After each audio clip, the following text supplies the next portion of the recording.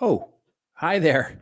Yeah, usually this is the part where Joe asks me something, completely inappropriate. Our cold open, right? It makes me cringe, like, I don't know, something that makes fun of my age or the fact that I'm a Cowboys fan or, that I live in Hollywood with a bunch of superficial neighbors or that I can tend to go on and on and on about a particular thing. But this week he ain't here. That's right. Joe's not here.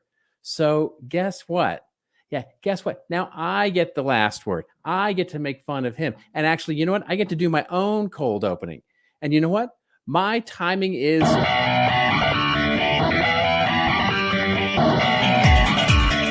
remember, everybody has your story to tell. Tell it well. On this old marketing.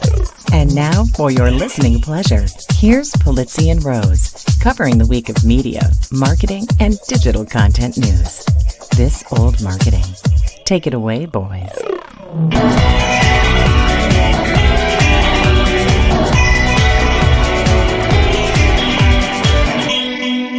Hello, friends. Welcome to This Old Marketing, proudly brought to you by the HubSpot Podcast Network, the audio destination for business professionals. I'm Robert Rose, and welcome to a special episode number 455 for Friday, November 22nd, 2024.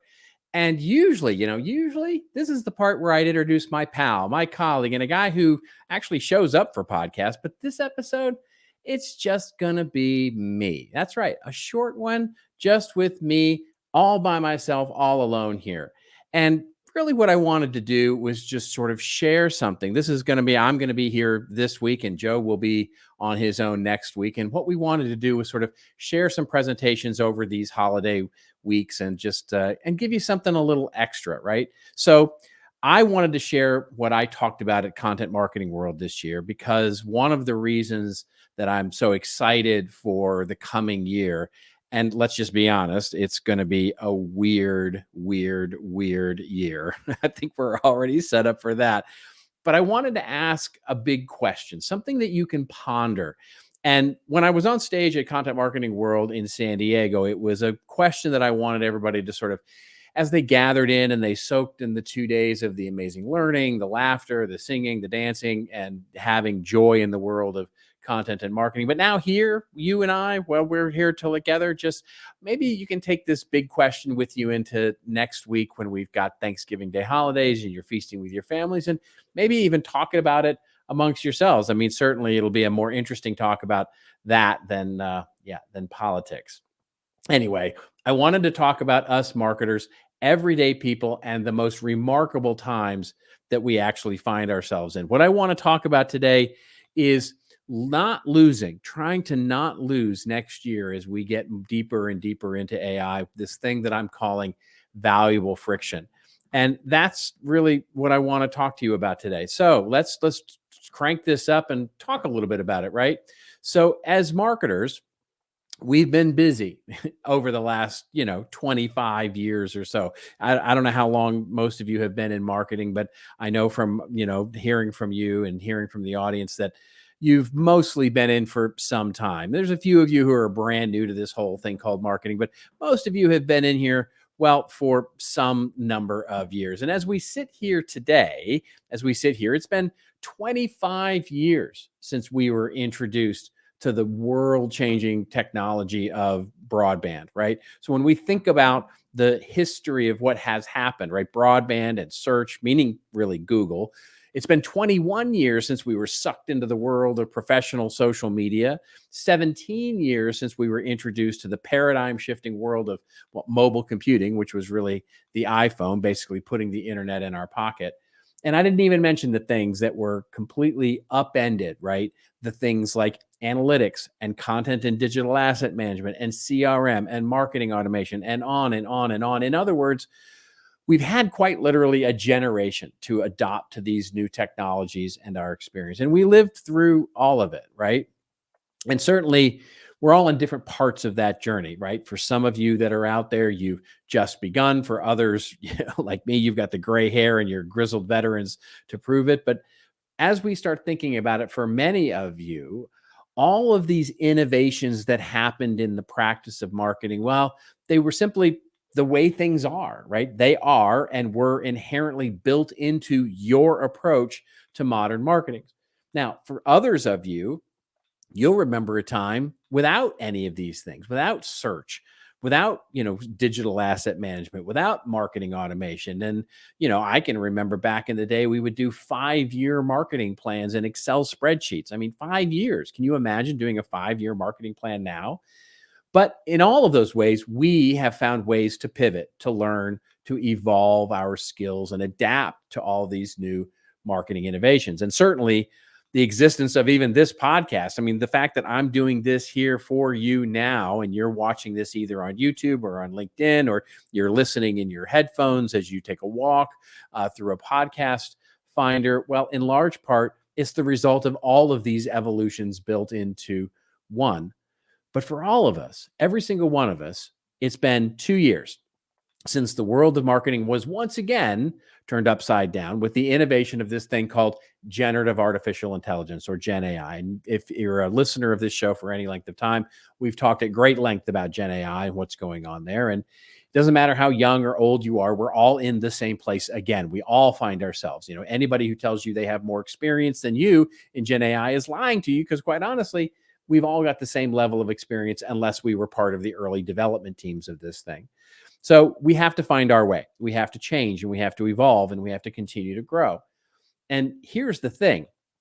If you look back at every technology innovation for business, maybe especially in marketing, in every successful instance, we didn't meet the technology where it was. The technology ended up meeting us where we were, and then ultimately shaped us. In other words, we shaped our technology. The people, the developers, the innovators shaped this technology, and we shaped it where we were. And then the technology shaped us. So, for example, as the internet became a thing, well, we have to have ways to build websites. So the early website builders like, Microsoft Front Page and Dreamweaver, well, they of course evolved into things like content management systems. And then the web content management systems turned into blogging systems and digital experience management systems and those kinds of things. We built marketing and content and SEO and taxonomy and developer teams all around this idea in marketing, these activities that never existed in marketing, because it became important to have that level of expertise in order to shape the activities that prioritized our marketing work.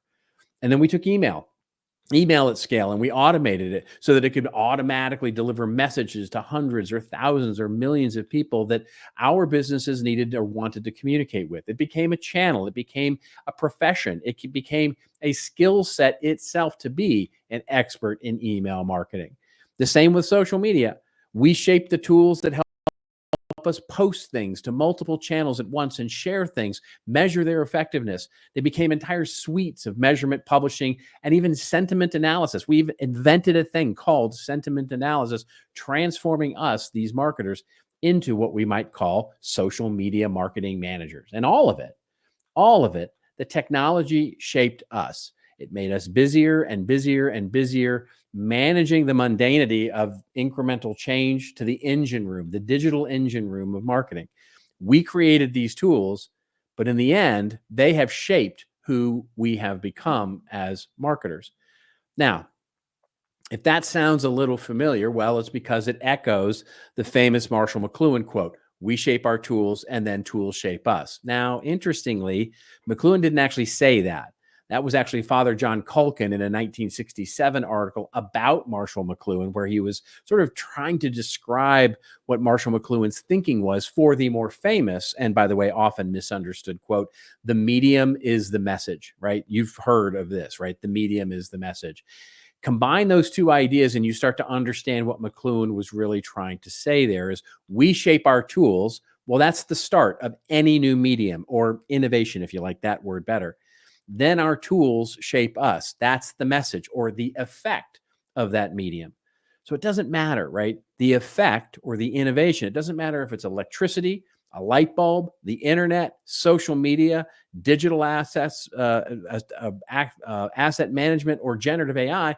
It's how it ultimately shapes us that becomes the message of that new medium. And there's no doubt that innovations in all these tools have emerged in the last 25 years that I just talked about, have sort of shaped us and how we sort of look at things when we're thinking about these things, right? When we think about the effect of search 25 years ago, well, instead of remembering specific new knowledge, well, now what we do is we remember how to retrieve it. The social media effect, looking at the world around us from the perspective of sharing and connections that, well, they don't necessarily need sharing and connections or any kind of personal interaction. It becomes a media platform. Or the Amazon effect, right? Entering this information layer while we're out shopping to get more and more and more information to be able to discern which products and price comparisons we want to make out there and have it literally on demand and same day delivery. So when you think about all this, what does this mean when it comes to marketing and where we are as we close out 2024? Well, we have become, as one of my heroes, John Cleese, the famous John Cleese from Monty Python, might say, the Knights of Meh. The Knights of Meh. I mean, earlier this month, Content Marketing Institute, which of course I play a big role in, well, we released our 2025 B2B content marketing research. And what were the results? Well, they were roughly the same as they were last year, and roughly the same as they were the year before that, and the year before that, and the year before that. And in fact, the most remarkable thing about this year's research is how unremarkable it is. So 58% of marketers rate their content strategy as moderately effective. 53% of marketers, well, they say their content is average, fair, or poor. Nearly half say they struggle because they lack clear goals. And only 1 in 3 say they have any kind of scalable model for content creation. For so many businesses, the activities of content and marketing, well, they become a mix of kind of frustrating chores, the idea of simple maintenance, basically trying to advance the technology to fix the frustrating chores and the simple maintenance.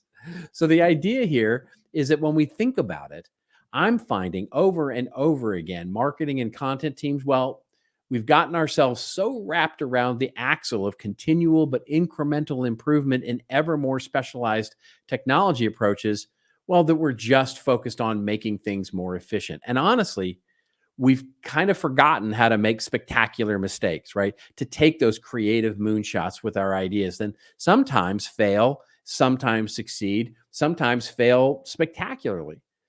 Yeah, it's taken a lot of the risk out of marketing. We have successfully removed so much of the risk out of marketing, but we've also increasingly and simultaneously taking a lot of the fun, the joy, and the insight out of the day-to-day living in marketing as well. I mean, consider one other thing. In our marketing career and salary research we did this year at CMI, we found something really interesting.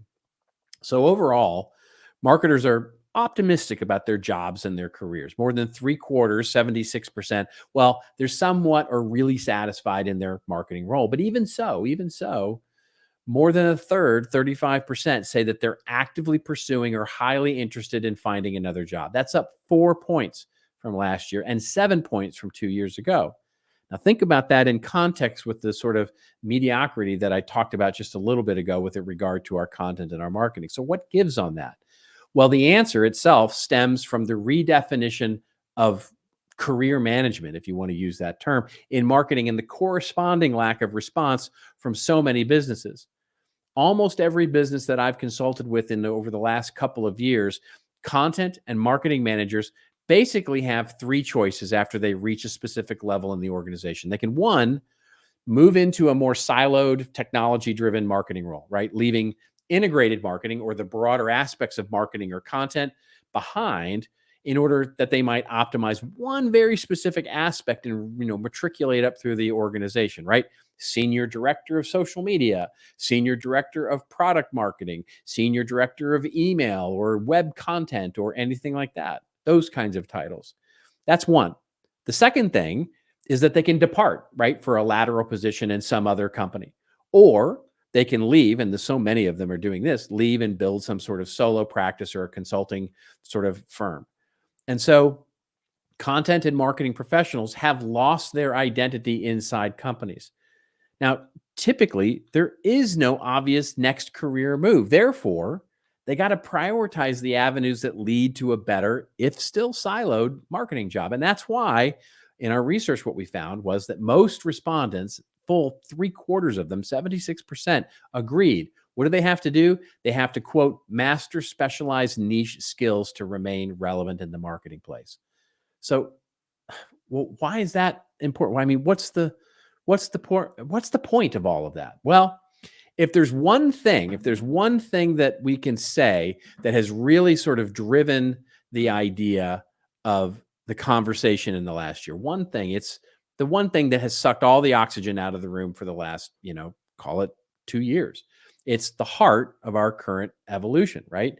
It questions our role in marketing. Siloed as dead-ended as we may feel, it questions what our role in marketing will be in the future. And two, it questions our skills. As specialized as they may be or not be, it questions our ability to have improving skills. Three, it questions our ability to be able to move on from incremental improvements or the most average of ideas and get to those swing for the fences creative ideas. And four, it questions the very future of our beloved practice of content and marketing. And of course, the thing that's doing all that questioning is generative AI. And the simple truth is that the application of Gen AI amplify our efforts. It is a tool. It is a shovel. It is a stapler. It is a car. It is a tractor. It is a tool. End of sentence. It amplifies our efforts. When it comes to what it does, it's simply another tool. And if you have bad ideas, it's a tool for bad ideas. Too few ideas, it's a tool for bad ideas and few ideas. Or if you have inefficient measurement, it's going to just amplify all those things in what you do. If you have a diverse idea, a solid collaborative content strategy, a good measurement process, well, Gen AI can amplify all those things. And if there was ever a terrible time to introduce a new tool to tackle marketing's creative challenge, well, I can't think of a worse time than right now. The early 2020s would be it, right? But it's here, and it's going to change how we approach our work. It already is. The question isn't whether it will reshape us. They shape the tools. Those tools will now reshape us. They will. But how it reshapes us is still up for grabs. And that's where we can be conscious. That's where we can acknowledge that it will reshape us and have some agency over that idea. That's where the real opportunity lies. AI doesn't replace creativity. It amplifies what it is you bring to the table. If your content ideas are mediocre, AI is going to churn out more and more and more mediocrity at scale. If you approach it with creativity, strategy, boldness, there's an opportunity to amplify those qualities, but you have to be the one to imbue it with the creativity and strategy and boldness, and thus you must be imbued with creativity, strategy, and boldness. You see, the villain that's often painted in the world of AI is sort of this world that's controlled by robots, right? There's a crazed AI given a goal of creating paper clips, and all of a sudden it starts to make paper clips, and we become paperclip machines, and it basically makes paper clips out of humans and destroys us all, and basically leaves only us and Elon Musk in its wake. This is a distraction, right? The real threat of AI, at least from a generative AI perspective, is that it shapes us into even deeper complacency. Our marketers and content creators, we could find ourselves, well, outsourcing not just the busy work, but the ability to actually recognize the value of strategic creative thinking.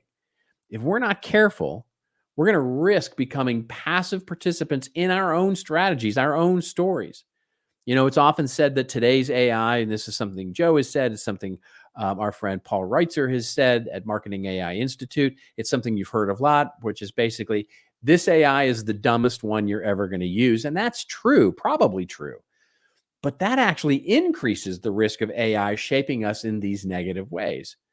We may start trusting AI to do more and more creative things without injecting our human spark, diluting the thing that makes marketing art as much as it is science. We may trust AI to generate more and more of our strategy, deprecating the need for us to understand whether or not the strategy is sound or not. The real danger of generative AI isn't how intelligent it becomes, but how it may lead us to become complacent. By skipping the harder work of creative iteration, deep reading, and crafting our own ideas, we might miss out on the experiences, the knowledge, and empathy that ultimately cultivate our wisdom. This is where the idea of valuable friction comes to play. The idea and the power of valuable friction. That's what I'm most interested in. So valuable friction is what I call the deliberate resistance. It's the resistance that slows us down. It's this idea that it slows us down enough to think critically, to evaluate, to challenge. It's the tension that forces us to pause and infuse our work with creativity.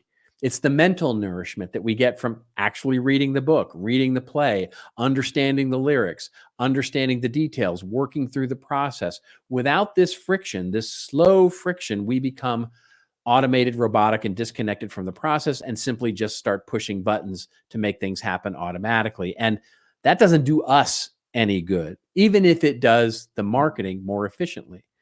And if we're aiming to move our marketing beyond that maintenance mode and redefine our goals, our actions, and how we make marketing more human, well, the key question then becomes, where are we, the humans, in that process? Are you using technology to amplify your creativity, or are you outsourcing your learning, your knowledge, your empathy, your creativity, your wisdom in trade for speed or perceived agility? The friction, the effort, the engagement, that's where the value lies. The more we embrace the challenges that come with the evolving landscape, well, the more we're going to unlock our full potential as marketers. So, okay, that's fine. You made a good business case there, Robert, right? Thanks very much for that. That's all fine. Where do we go from here? Well, before we get to that, maybe this is the part of the show where, well, we probably need to pay a couple of bills. So let's do that and we'll come right back. So, you want to be a marketer. It's easy. You just have to score a ton of leads and figure out a way to turn them all into customers. Plus, manage a dozen channels, write a million blogs, and launch 100 campaigns all at once. When that's done, simply make your socials go viral and bring in record profits. No sweat. Okay, fine. It's a lot of sweat. But with HubSpot's AI-powered marketing tools, launching benchmark-breaking campaigns is easier than ever. Get started at HubSpot.com/marketers.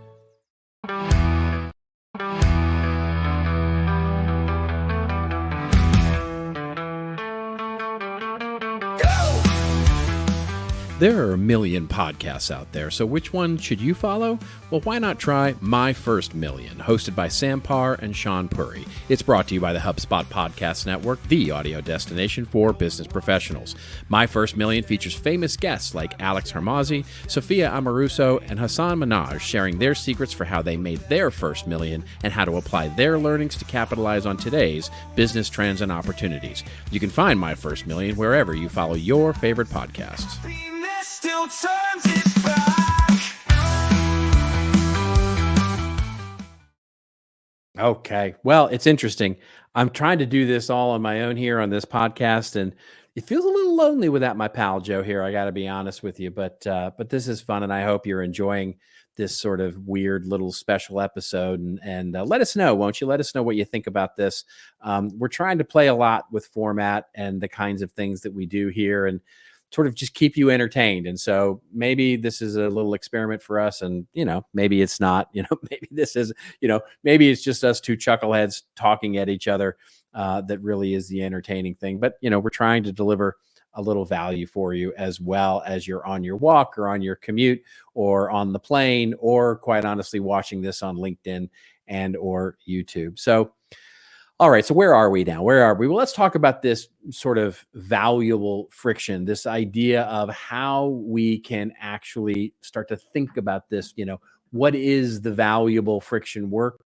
And, what is the real danger here, right? So when we think about this idea of valuable friction, there is a really interesting thing. So many marketers, they're faced with the fixing things, right? That constant maintenance mode that I talked about. And, we're always in phase X of some multi-phased CMS project, or this part of the marketing automation system doesn't quite work, so we're getting that to work now. Or we're trying to get this CRM data out, but this siloed group has the CRM data. We can't get it. We're trying to build a dashboard. The CMO has come in and he's new and he's trying to reorganize things into pods or to groups or to, whatever the sort of new nom du jour is of trying to figure out what it is and how we're going to be organized. And we're just busy. We're just busy. And as we continue that busyness, it may just be easier to start trusting generative AI to know, hashtag all the things to create that net new piece of content that's due on Friday because we're busy. We're too busy pushing buttons to create that cool piece of content. So we can create that content with AI, or we can summarize that business book into a podcast style audio file, or we can summarize that 50-page research report to fully create that business strategy. We can do it in 8 minutes and we can claim it as our own. And trust, by the way, that it did so to the best of our ability. I want to say that again because it's really important. You'll be trusting that when you ask the AI to do whatever it was you needed it to do as a marketing or content practitioner, that you trust that it did the thing not to the best of its ability, to the best of your ability to recognize it as good, valuable output. And here's the thing. While today an image might have 6 fingers or spell every word in a language that looks a little more like Cyrillic than it does English, or the text might, delve conspicuously into using the word delve, or open a strategy in the, with the words in the dynamic world of, whatever your industry is or whatever it is. And you go, okay, it's AI. I can tell. The summary insight might be all summary and no insight. Tomorrow, it might not. It might actually get to the point where it's good enough for you and your purposes. In other words, one of the things that I'm often saying to these days to clients is you remember that Gen AI is creating the most probable content.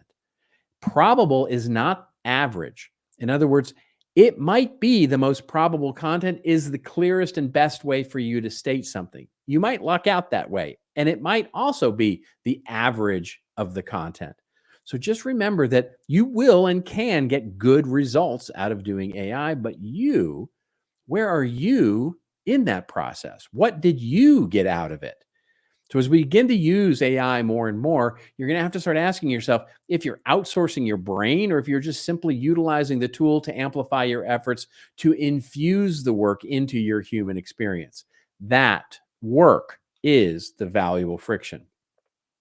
Because as we start to look at it, our focus is going to be on creating what we've been calling the manager of meaning. That's the new knowledge worker, the manager of meaning. So think about it a little like this, right? So when we start to think about, all right, what's our data strategy, right? If I ask you, what's your data strategy? And I'll say to you, okay, you do your data strategy. What do you think about it? Your first thought might be, okay, well, I'm looking at my first party data collection or my performance metrics or my metadata for targeted content. That's not what I'm getting at. What I'm asking you is, what is your strategy for shaping thought leadership, crafting engaging stories, wonderful emotional stories, building your brand message, delivering sales materials that engage and persuade people? And you go, wait, well, hold on a minute, you say. That's content strategy. That's my content marketing strategy. Well, yeah, it is, but also it's not. Is it content or is it data? See, generative AI is starting to blur the lines between content and data. When you think of your articles, your podcasts, your videos, I'm pretty sure you likely don't see them as data, right? But AI providers do. The AI engine does. It doesn't interpret, it just sees it as data. AI doesn't talk about their models learning from quote unquote engaging content or well crafted stories. No, they talk about accessing and processing data, text, images, audio, video. AI providers commonly use the term training data as the de rigueur way to say, hey, here's the data sets we rely on for developing our learning models and learning how our systems can be smarter. Now, this perspective isn't wrong. It's, of course, rooted in the history of artificial intelligence, learning, and search engines, even where patterns and frequency determined relevance and the indexes of search engines. Search engines were just big buckets of unstructured files and text, i.e. data that got patterned up and sort of matched in sort of a sort of hierarchical way. I mean, nobody ever pretended that search engines understood the meaning in their giant bucket of every content type imaginable. Reducing it down to data, well, that seems appropriate, right, for a search engine. But now AI companies attribute understanding and intuition to this data. In other words, they claim that they have all this information and the ability to rearrange it and intuit into the best answer. But let's be clear, AI doesn't understand it. It predicts the most probable answer to what it is you ask. It generates the probable next word or image, structured information devoid of intent or meaning. It doesn't care. Meaning is and always will be a human construct resulting from intentionality behind the communication. So that difference is important because it underpins the growing tension between content creators and AI providers and data. So AI vendors will argue that the internet is a vast pool of publicly accessible data as available to machines as it is to humans, and their tools simply help bring deeper meaning to all that data. But content creators argue that people learn from content imbued with intent. But AI just simply steals the products of words and images and rearranges them without care for the original meaning. And interestingly, the conflict arises over something that everybody agrees on, that the machine determines the meaning, but it doesn't. The machine doesn't actually determine the meaning. You see, the internet, when we think about the internet and how it makes content available, right, to AI, but only we humans can create meaning from it, or see that it sucks, or see that it's awesome, or assign some sort of communication intent behind it. That's what makes the distinction between content and data more critical than ever.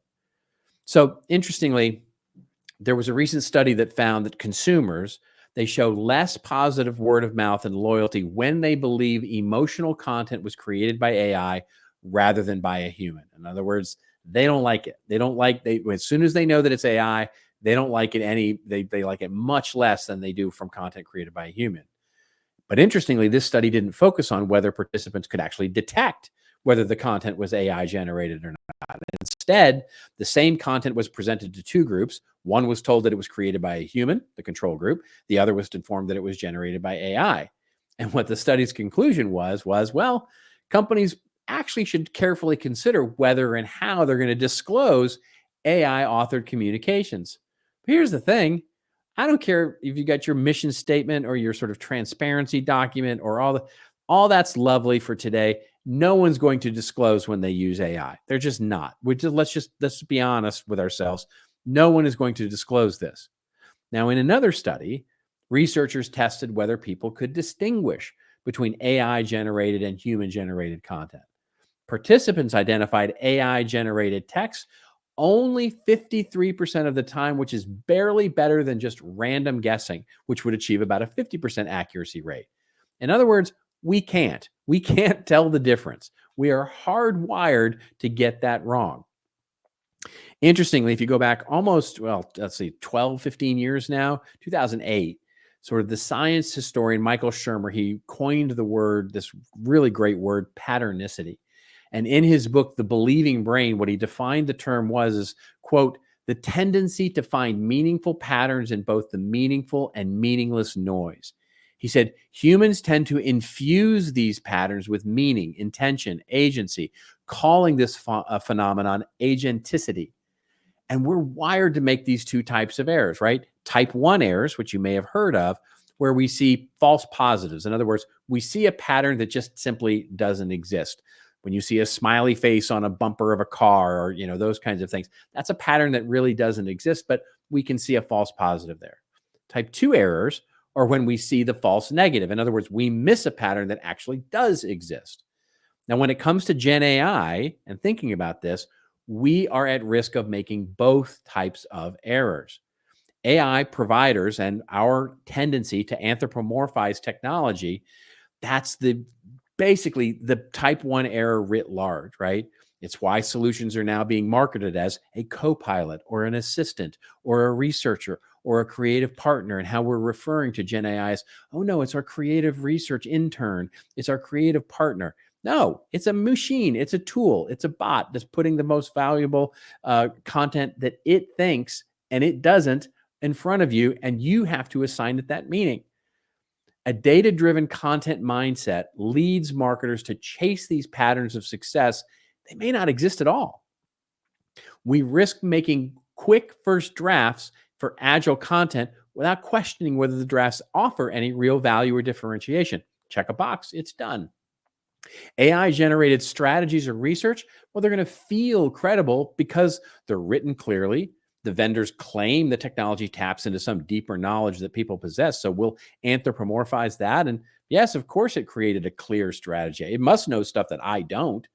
Many people equate these fast answers with accuracy, overlooking that the system only regurgitates what it's absorbed, truthful or not, or accurate or not. And here's the irony: our awareness of these risks, because we know this, right? We know we don't really trust AI. We don't, our research shows that we're still not using AI for research mainly because of the hallucinations. We know this, right? But this awareness, this knowledge, this acknowledgement of this could lead us actually to the type 2 errors that hold us back from realizing the benefits of generative AI tools. In other words, they are good. They are sophisticated. We could fail to see the patterns that really are there. For example, if we settle into believing that AI always produces average or not quite true content, we may fail to see the pattern that shows how good AI is at solving complex processing challenges. So as the technology improves, the risk is settling for good enough from both ourselves and the tools. Our recent research highlights this exact thing. So we had this thing called the 2025 Career Outlook for Content and Marketing. And its most commonly listed use for AI among marketers is quote unquote, brainstorm new topics, right? Think about that for a second. We're so busy, we're trying to figure stuff out. What are we using AI for? We're trying to figure out what's not being talked about that we should be talking about. However, the next five most common responses for how marketers are using AI, each cited by over 30% of the responses focused on tasks like summarizing content, writing drafts, optimizing posts, crafting email copy, creating social media content. But then compare that, CMI's B2B content marketing benchmarks in our budgets. Well, that reveals the growing hesitation with AI. 35% of marketers cite accuracy as their real generative AI concern. So while most respondents report only a medium level of trust in the technology at all, 61% still rate the quality of AI generated content as excellent or very good or good. Another 35% rated as, fair or poor. So we're still not convinced. So here's the sort of put all that together, and what do you get? We're using these tools to produce content that we consider satisfactory, but we're really uncertain about its accuracy and only moderately trust the results. I go all the way back to the beginning of this presentation when I was telling you that basically we're so busy that we risk just checking the box to say we've created content because it's good enough, and we're not making ourselves better as a result. So this approach to generative AI, when we start thinking about this approach, we start to see that we're using it to produce transactional content at scale. Instead of living up to the promise that AI will unlock our creativity, we marketers risk living down to the possibility of locking ourselves completely out of creativity. So here's the thing. Here's what I want you to take away and start to think about as you go into the holidays or I want you to start to think about how we can start asking better questions of ourselves instead of faster answers from the machine. The essence of modern marketing is part data, part content, and a lot of understanding and giving meaning to our customers. It's about uncovering their dreams, fears, aspirations, desires, the invisible threads that guide our customers forward. To paraphrase my marketing hero, Philip Kotler, modern marketing isn't just about how mind share or heart share is acquired. It's about something more. It's about what he calls spirit share, something that transcends the narrow self-interest that we usually focus on in marketing. So how can we modern marketers balance all of those things and deepen the meaning of our communications? First, we have to recognize that the content people create today becomes the data set that defines us tomorrow. We know this.